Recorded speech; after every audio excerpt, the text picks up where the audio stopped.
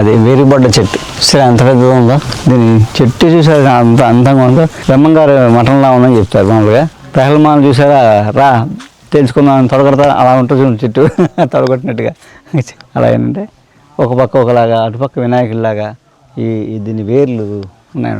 దాదాపు ఇది ఒక 5-6 తరాల పైనేమో చూస్తుంటుంది ఈ చెట్టు. ఇలాంటి మహావృక్షాలు మనం ఇవి వనదేవతలు అంటే ఇలా ఉంటాయన్నమాట. ఇక్కడికి వస్తే చాలు అసలు మనకి శారీరక మానసిక బాధలన్నీ పోతాయి.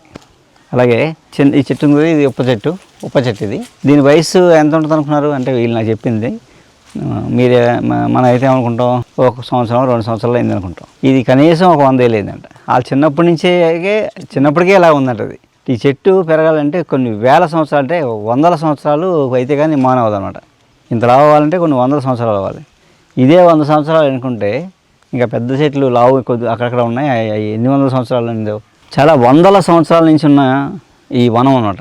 అంటే ఏంటంటే దీన్ని ఒక పవిత్రంగా వీళ్ళు భావించి పవిత్రవనంగా ఈ 7 గ్రామాలు చుట్టుపక్కల గ్రామాలన్నీ దీన్ని రక్షిస్తున్నారు అనమాట. అలా ఏంటంటే ఇది బౌద్ధులకి ఇప్పుడు మనకి బోధి వృక్షం అలా అంటాము, అలాగే బౌద్ధులకి ఒక కాలంలో ఉప్ప చెట్టు అనమాట అండి. ఉప్ప చెట్టు అంటే ఉపాసన. ఇక్కడ నుంచి ఒక 100 మీటర్లు దాటితే మొక్క మొదలంట.